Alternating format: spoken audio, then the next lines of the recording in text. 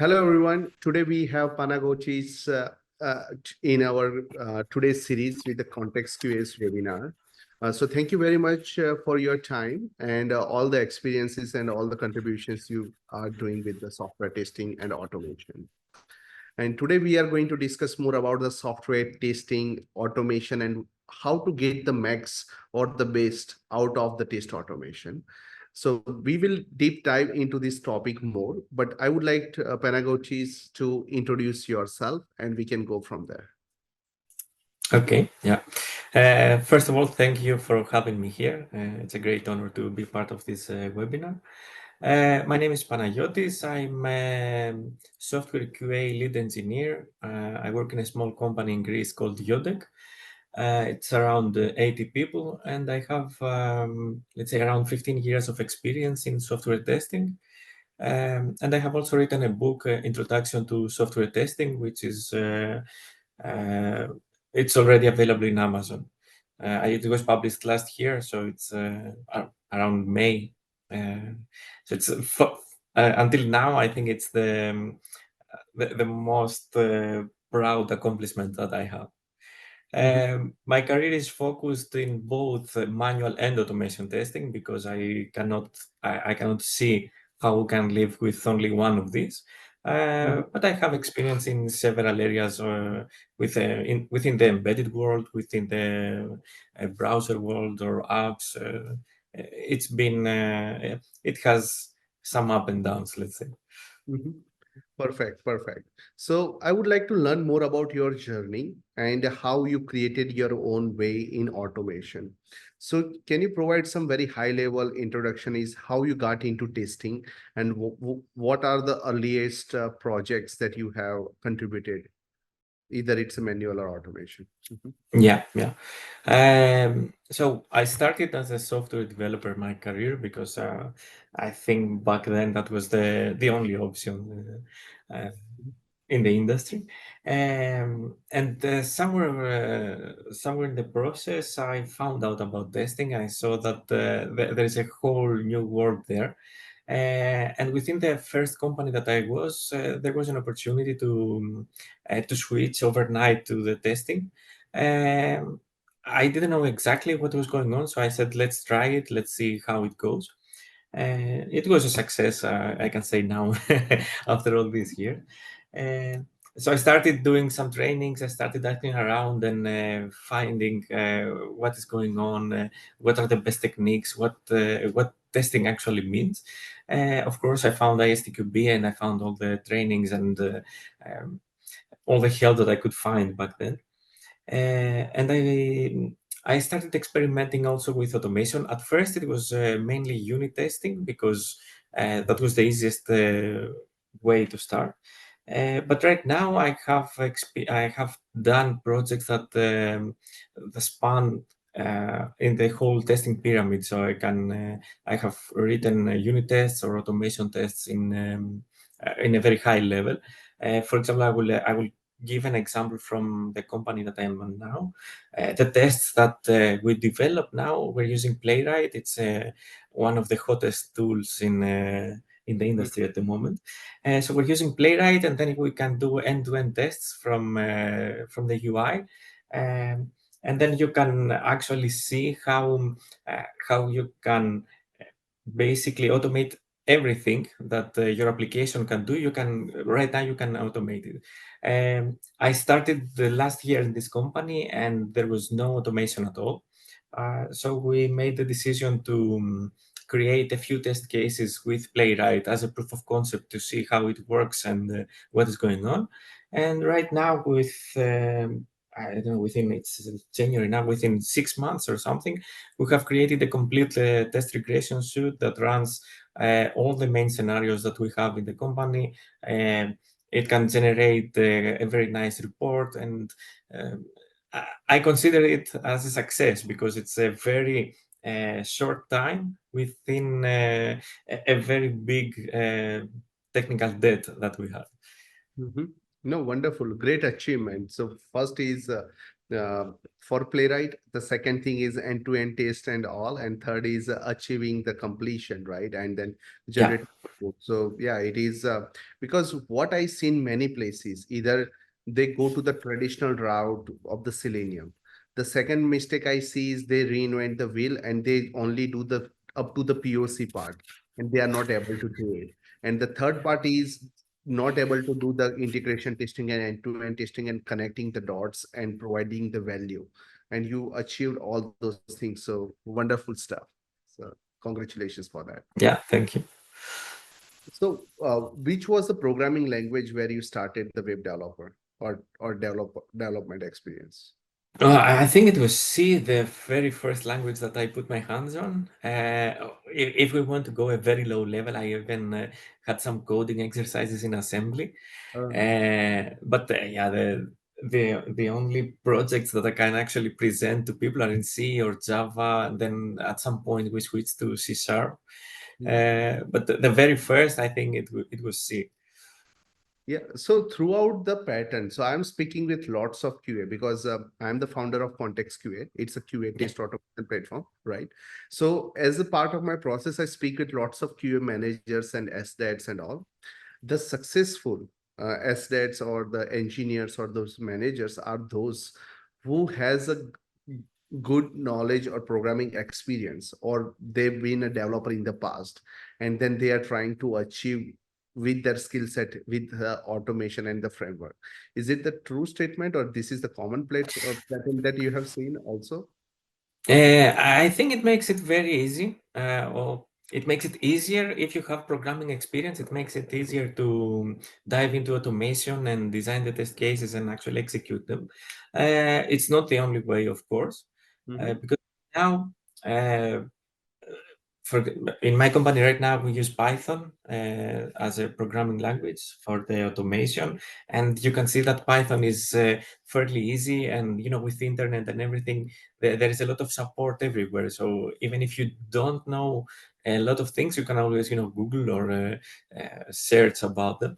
Uh, but for sure it makes it easier if you already have a background in development. It makes it easier because you can also understand a few things faster, or you can also set up when you start a project, you can set it up way faster than if you don't have the programming experience. Mm-hmm.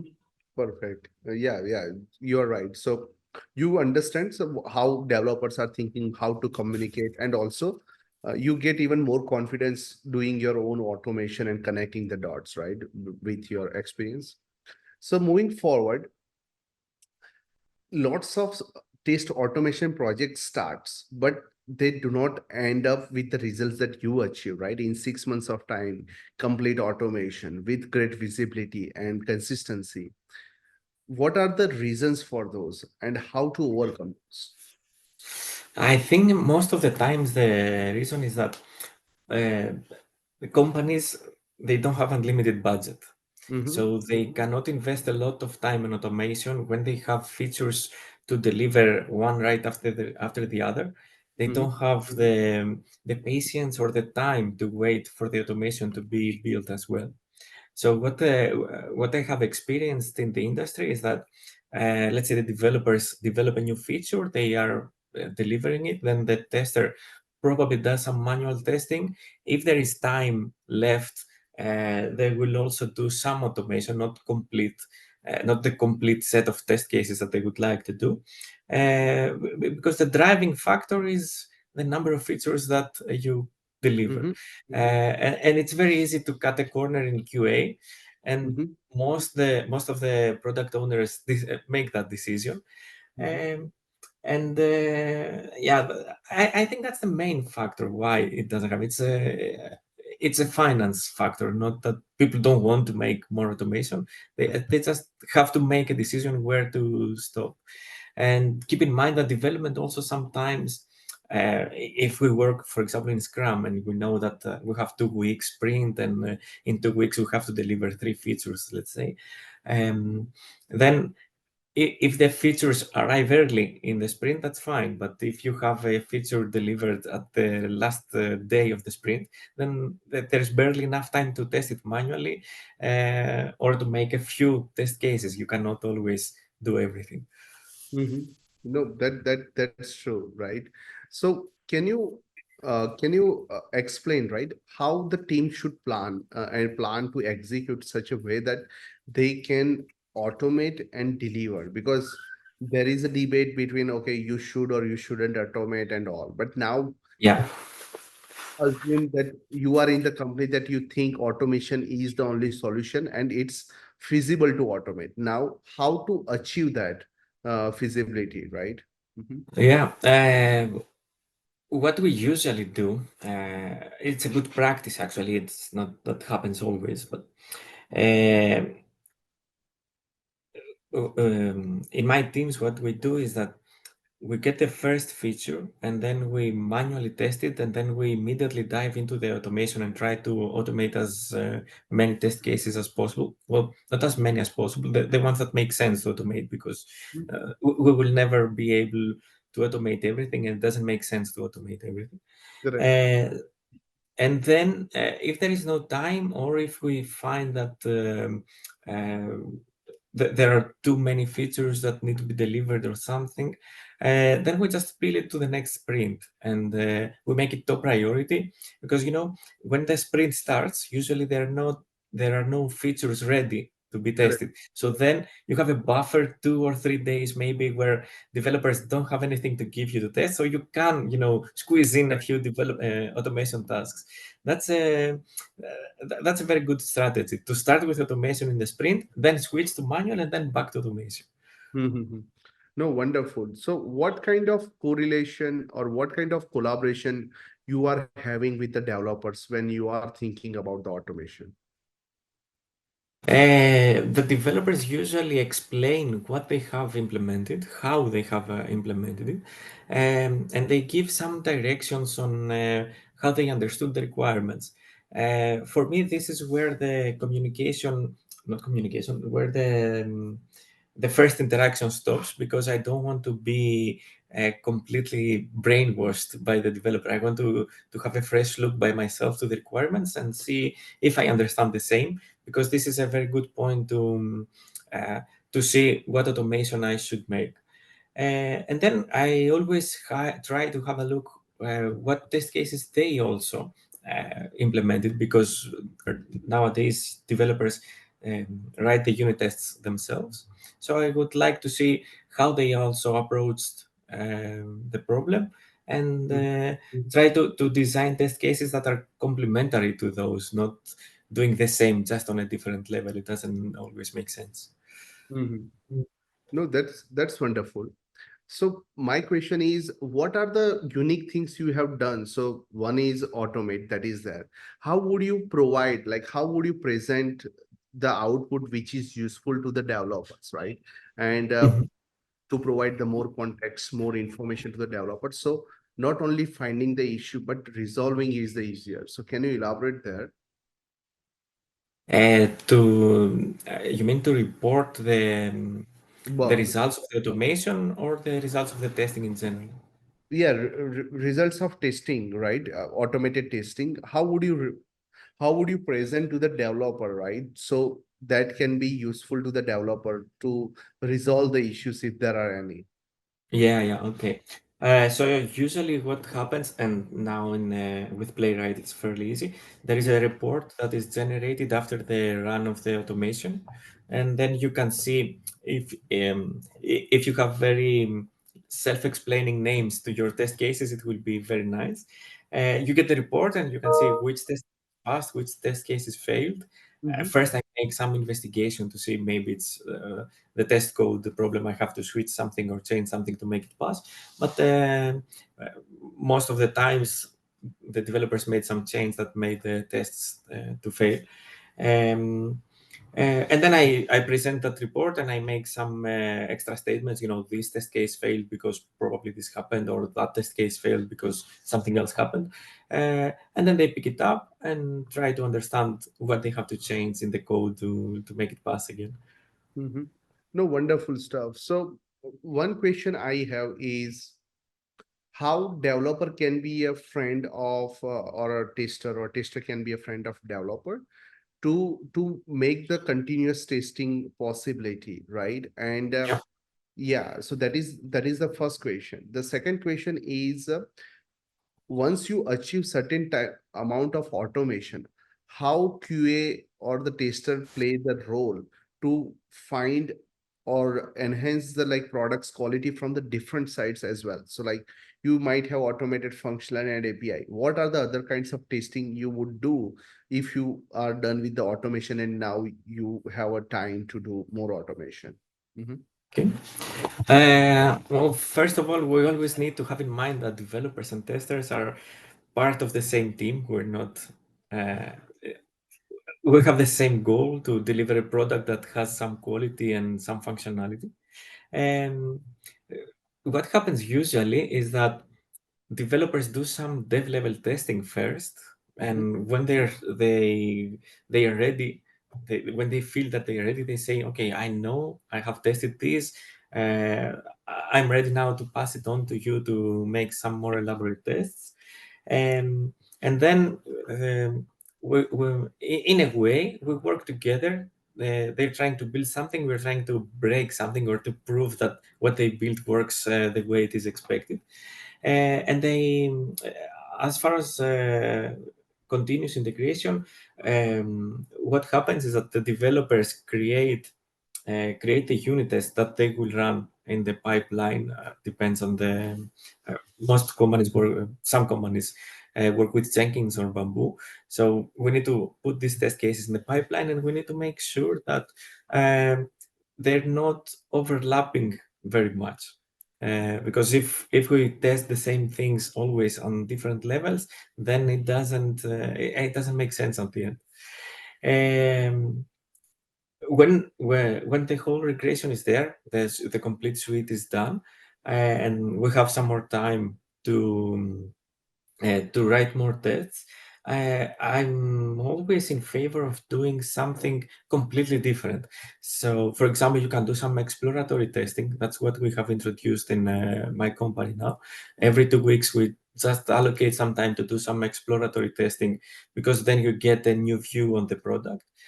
Or that depends on the product that you have. You can do some security or some accessibility testing, something completely different to to see also the non-functional parts of the product, because the functionality is always there, everybody has it in mind, but the non-functional parts, you need to allocate time for that. And if you reach a level where you have everything automated, you are very satisfied with your continuous integration, and you have a flow in the product, it's good to keep in mind now it's the perfect time to introduce something also for the non-functionals.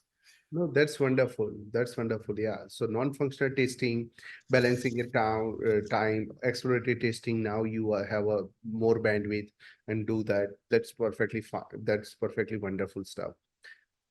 In your career, right? So you have quite a bit of experience in the software testing. How often do you reach the stage that you are now, where you automated and you are satisfied and you have now room? Because when we see QA teams are always struggling to find more time to test and even not matching the ongoing needs. And for Yeah. you, it's a different story right now. So can you explain? It doesn't happen always, because for me, the golden ratio, you should have in every team 5 developers, 2 QAs to make sure that there is time for everything. But you cannot always have that. Um, it's not very common, I would say. I remember the first company that I joined, that we had there were um, 45,000 automated tests, and even that, they were not enough, because there was so many more that could have been implemented, and we couldn't. We didn't have the time to do it. Um, I think I'm quite lucky right now that we have reached that level. But usually, even if you do that, even if you say, now we have enough automation, we have everything, then 5 new features come, and then you need to build automation also for those. Mhm. Um, so I think it's very rare, not very common, that you can have everything in place, and we always need to have to make some compromises, to say, okay, I will, let's say, ignore this part or put it later, or not put so much focus on it. Correct, correct. So now one of the common problems that I have seen in the software testing, maybe it may be region specific, but not having the visibility of QA's work to the leadership. And Mhm. how do you achieve such a way that, like, because all team members works hard, they test either manual automation and do all other kinds of stuff, but due to some way their work is not visible to the leadership team and maybe not appreciated or not getting that kind of recognition. So how have you done such things in the past? Yeah. For me, I have found that the best way to do this is to establish some metrics within the company. That always can vary. You can decide on the situation what the best metric is. But usually the most common metric that you can find is the number of defects that we raise per release or per feature, or uh, it doesn't really matter. Um, and this is, of course, not an absolute number, because if you just say, in this release we had 20 defects, it means nothing. But if you make it a trend, then you can see how the company is performing. And it doesn't mean that the more defects you find, the better. Probably it's the other way around. If you can show that uh, we spent we spent some time there and we found defects, or we spent some time there and we made this report, or we spent some time there and we made so many automation tests. Mhm. So as long as you have metrics, and these metrics go over time, and you can show the growth and the progress of the QA team, then the visibility will come. Because if they don't know what you're doing, then there's no visibility. And Mhm. the best way to show it is the metrics. Okay, okay. No, yeah, so communication or the metrics or email or some other way where we can Yeah. continuously provide the information, that's even more helpful. How are you using AI? Was AI helpful to you in achieving such automation? Yes, of course, because also for me, Playwright was a completely new tool. I didn't have experience with it. So I think AI is the new Google for me, at least for our world. It's easier because you can describe your specific problem. I'm trying to do this, I get this error, what is going on? And then it will explain a bit what happens. It will give some, it's not always true, but it says some, sometimes it gives some suggestions that don't make sense at all. But to me, it's very easy because it's personalized. So you know exactly what you need. You can give very specific examples. It will give you very specific answers. It's a complementary tool. Of course, you cannot just uh, outsource everything to AI and just wait. You need to review it. You need to adjust it to your personal needs. But to me, it has been very helpful so far. No, that's nice. Yeah, keeping yourself, keep learning and not to waste time in Google and then get lost in so many YouTube Yeah, videos and all. I think AI gives you the very specific answer, or at least you can tweak it and then get the more answers as well. exactly. So, because before AI, you would Google your problem. You find someone that had a similar problem 10 years ago, Mhm. kind of worked, kind of didn't work, and you're trying to find out how to adjust this to your solution. It's not always easy. It took Correct. very much more time. Correct, correct. Yeah, I got lost in finding the perfect course and the best course and reviews, and then go to the Udemy again and all those back and Yeah, yeah. forth. This really helps. Now, can you talk about, based on your experiences, which are the areas that is most ignored or ignored, which could have not, which couldn't be, which yeah, which we shouldn't ignore to get the max value out of the test automation. So, in the companies that currently operating the test automation. Mhm. Ignored. Yeah. For me, most of the companies make the same mistake. they want to automate everything, and that's first of all, it's not possible, and second of all, it's wrong. To me, at least, it's wrong, because if you automate everything, then you only find defects that you already know, because uh, the automation test checks 1, 2, 3, 5 things. It doesn't check everything. So you have this automation set. If you don't also do the manual work, then you might miss something. It can be something that it is visual. It can be some color misalignment. It can be I don't know, something that you just thought of at that time. Automation will give you a lot of things, but you should always uh, keep some time also for manual work. And I think that's what most companies miss nowadays. They don't think that manual work is as important as automation, but it is. No, perfectly fine. What are the things you have done? Because you spent quite a bit of time in the manual testing also in the beginning, right? And we Yeah. talk about the manual test cases, right? It's more goes towards the test case management side. What are the best practices you followed, right, in the test case management? Because what happens, right? You give the example of the 40,000 test cases, 45,000. Yes. It is the ocean of test cases.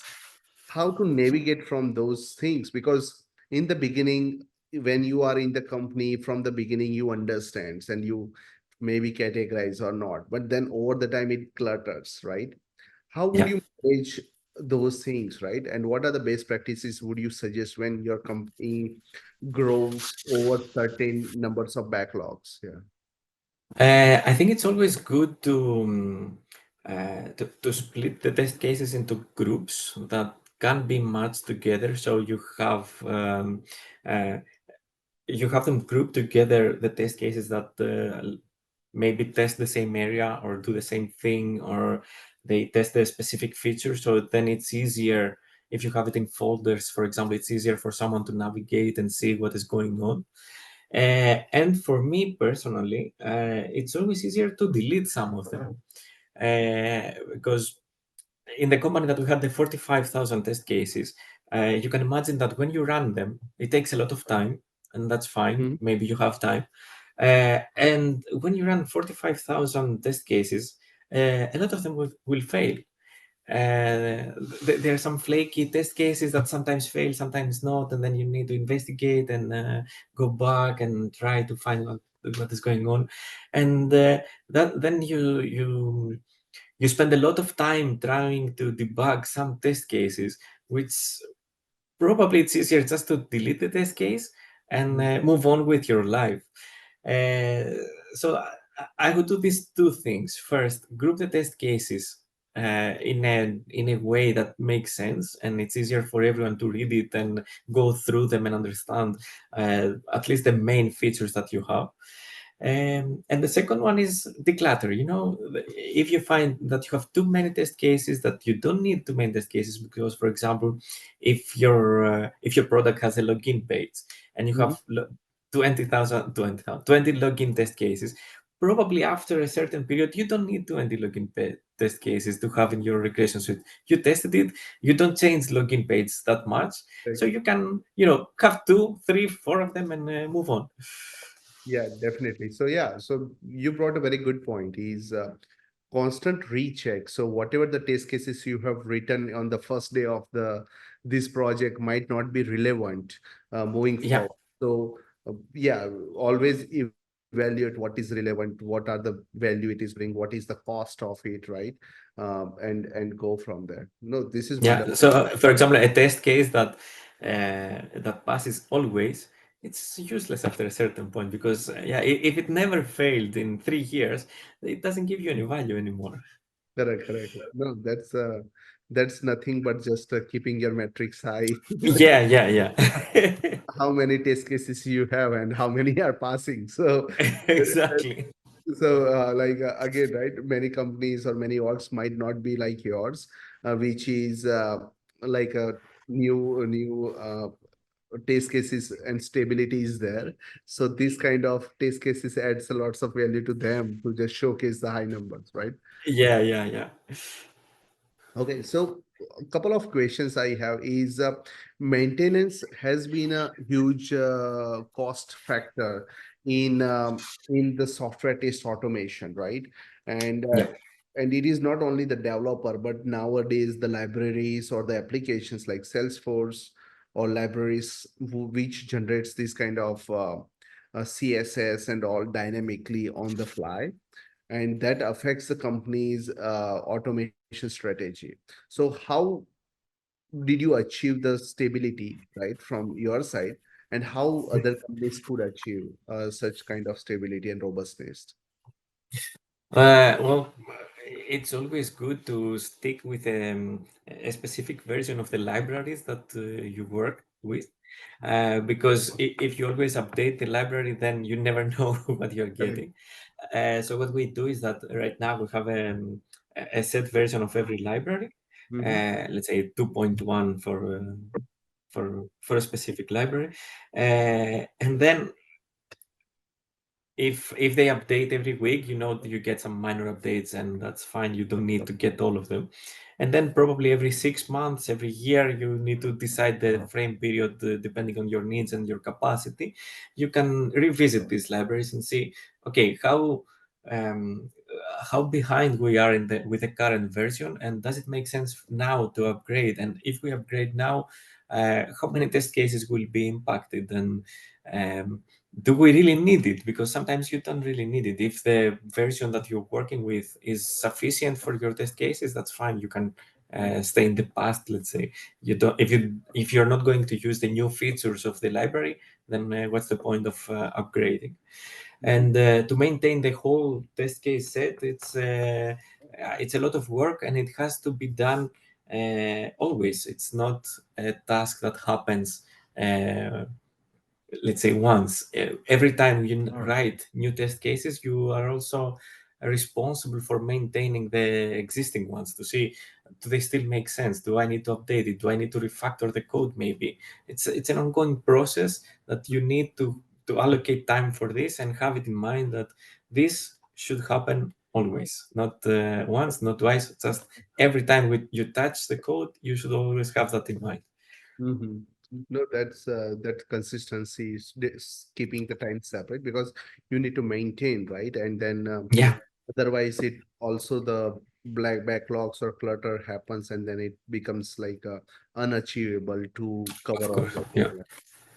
Okay, are there any best practices that would you suggest to write effective test cases? Effective test cases, yes. For me, first you need to design the test cases, to think of the all the test cases that you want to execute.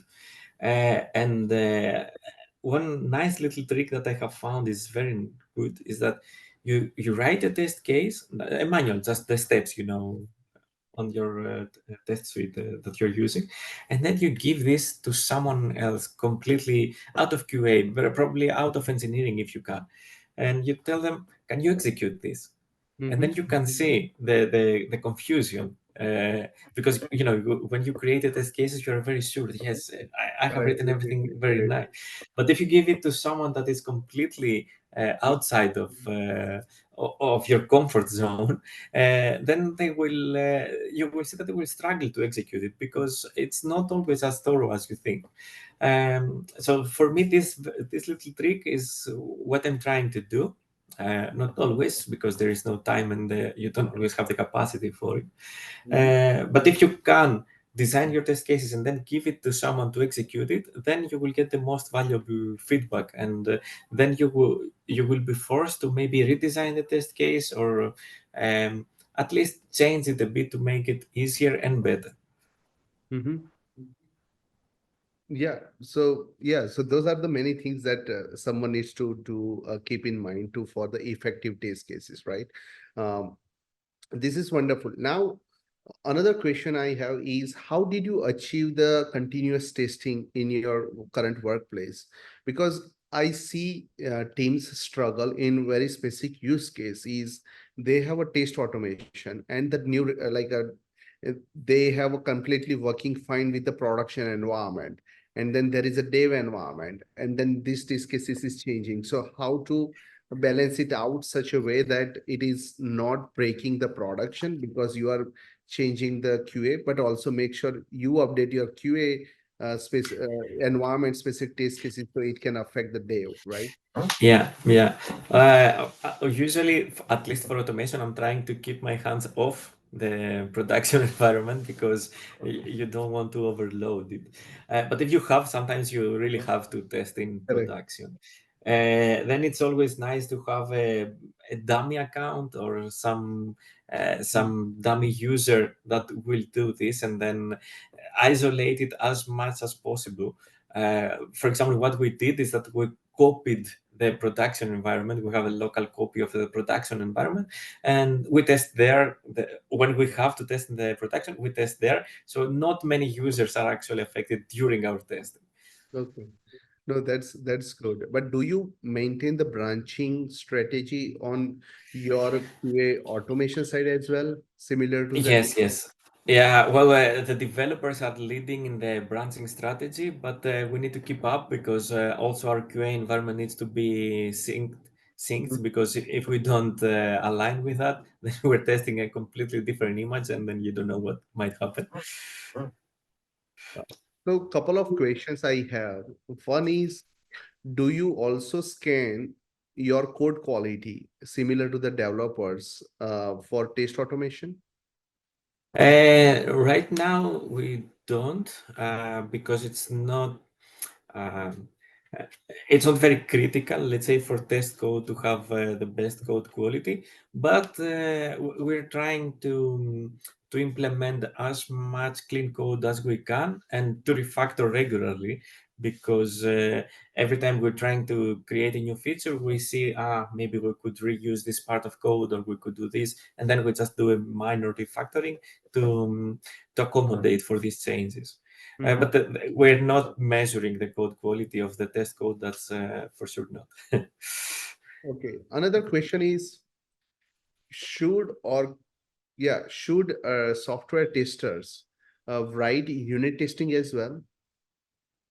uh, mm, in the ideal scenario, no.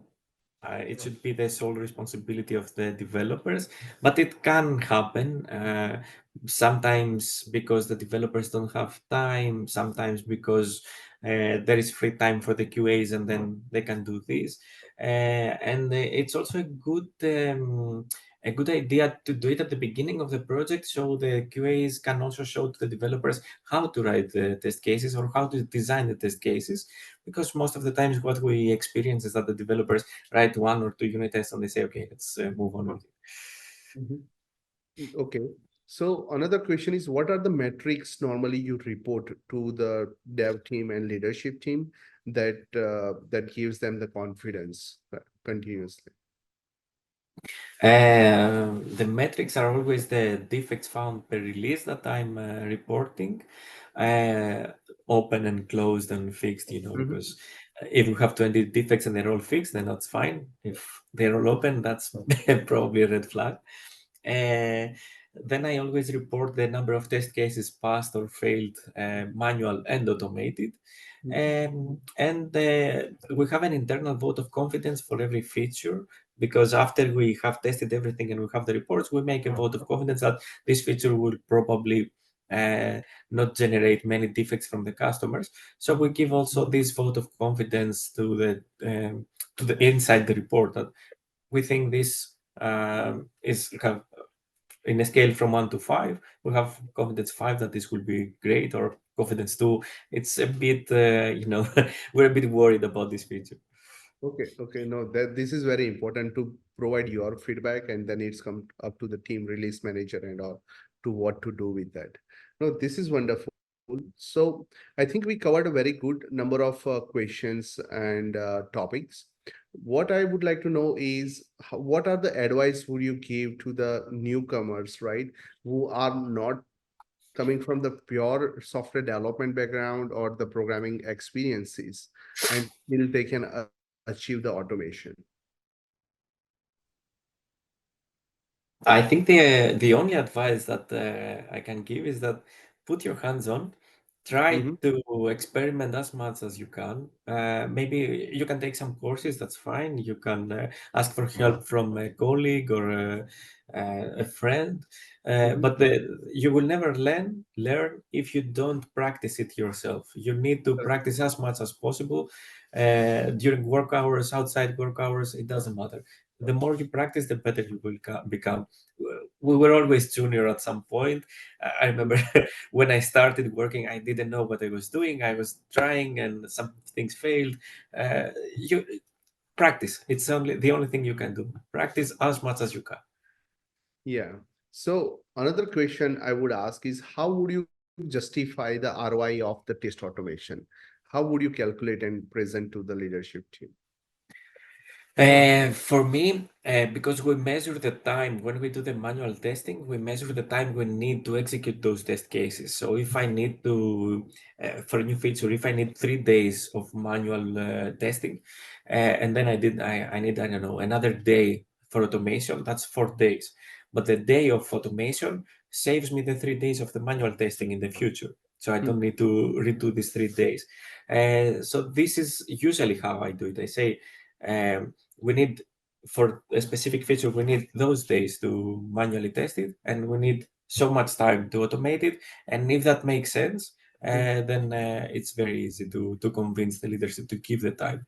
And it also depends again how often you will revisit this feature to test it again and again and again.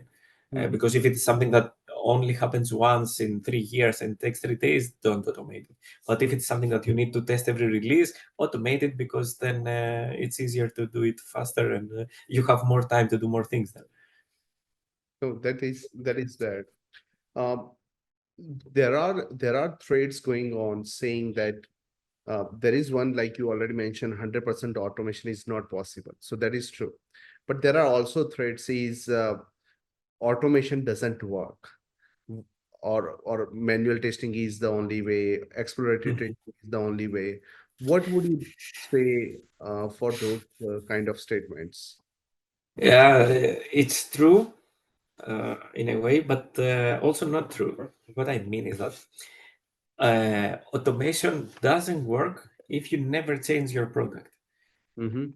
Then yeah, you don't need to automate anything. But if you have constant and regular changes to your product and to your features, then you need automation, because you never know what will break, and Correct. you will never cover everything. Even with manual testing, you will never cover everything. You need to. Uh, in the case of the 45,000 test cases, you cannot do that manually. You Correct. need to have it in place. You push a button, it takes 2 hours, okay, but you could never do that manually.